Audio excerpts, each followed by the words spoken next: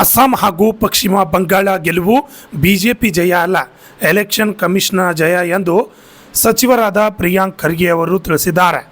ಅಸ್ಸಾಂನಲ್ಲಿ ಯಾವ ರೀತಿಯಾಗಿ ಡಿಲಿಮಿಟೇಷನ್ ನಡೆಸಿದ್ದಾರೆ, ವೆಸ್ಟ್ ಬಂಗಾಳ್ನಲ್ಲಿ SIR ನಡೆಸಿದ್ದಾರೆ, ಸುಮಾರು 1 ಕೋಟಿ ಜನರಿಗೆ ಮತದಾರ ಪಟ್ಟಿಯಿಂದ ತೆಗೆದಿದ್ದಾರೆ.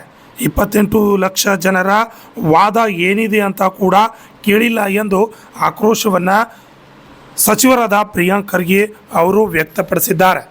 ಇದು ಎಲೆಕ್ಷನ್ ಕಮಿಷನ್ ಜಯ ಇದೆ, ಎಲೆಕ್ಷನ್ ಕಮಿಷನ್ ಜೇಬ್ನಲ್ಲಿ ಇಟ್ಟುಕೊಂಡಿದ್ದೀರಾ ಎಂದು ಆಕ್ರೋಶವನ್ನು ಸಚಿವರಾದ ಪ್ರಿಯಾಂಕ್ ಖರ್ಗೆ ಅವರು ವ್ಯಕ್ತಪಡಿಸಿದ್ದಾರೆ.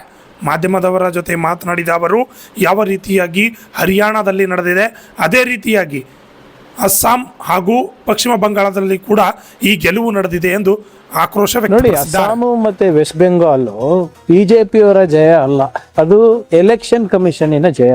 ಯಾವ ರೀತಿ ಅಸ್ಸಾಂನಲ್ಲಿ ಡಿಲಿಮಿಟೇಷನ್ ನಡೆಸಿದ್ದಾರೆ, ಯಾವ ರೀತಿ ವೆಸ್ಟ್ ಬೆಂಗಾಲ್ನಲ್ಲಿ SIR ನಡೆಸಿದ್ದಾರೆ ನೋಡಿ. ಸುಮಾರು 1 ಕೋಟಿ ಜನರಿಗೆ ನೀವು ಮತದಾರರ ಪಟ್ಟಿಯಿಂದ ತೆಗಿತೀರಾ. ಸುಮಾರು 27 ಲಕ್ಷ ಜನರು ಯಾರು ಅರ್ಹರಿದ್ದಾರೆ ಟ್ರಿಬ್ಯುನಲ್ಸ್ಗೆ ನೀವು ಅವರ ವಾದ ಏನಿದೆ ಅಂತ ಕೇಳೋದಿಲ್ಲ. It is completely victory of the election commission. ನೀವು ಎಲೆಕ್ಷನ್ ಕಮಿಷನರಿಗೆ ಜೇಬ್ನಲ್ಲಿ ಇಟ್ಕೊಂಡಿದ್ದೀರಾ. ಎಲೆಕ್ಷನ್ ಕಮಿಷನ್ ಪ್ರೊಸೆಸ್ ನ ನೀವು ಸಂಪೂರ್ಣವಾಗಿ ನಾಶ ಮಾಡಿಬಿಟ್ಟಿದ್ದೀರಾ. ವೆಸ್ಟ್ ಬೆಂಗಾಲ್ ಅಂಡ್ ಅಸ್ಸಾಂ ನಾನು ಹೇಳ್ತಾ ಇದ್ದಂಗೆ ಯಾವ ರೀತಿ ಮಹಾರಾಷ್ಟ್ರ, ಮಧ್ಯಪ್ರದೇಶ್ ಮತ್ತೆ ಹರಿಯಾಣ ನಡೆದಿದೆ ಅದೇ ರೀತಿ ನಡೆದಿರೋದು. ಬಿಜೆಪಿ ಅವರು they have captured the entire process of electioneering. ಬಹಳ ಸ್ಪಷ್ಟವಾಗಿ ಇದು ಕಾಣಿಸ್ತಾ ಇದೆ ಅದರಲ್ಲಿ ನೋಡಿ. ಅಸ್ಸಾಂ ಮತ್ತೆ ವೆಸ್ಟ್ ಬೆಂಗಾಲ್ ಬಿಜೆಪಿ ಅವರ ಜಯ ಅಲ್ಲ, ಅದು election ಕಮಿಷನ್ನಿನ Jaya.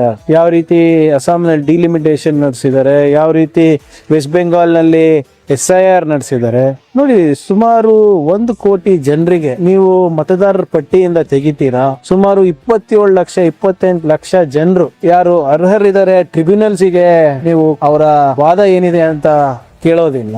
It is completely victory of the election commission.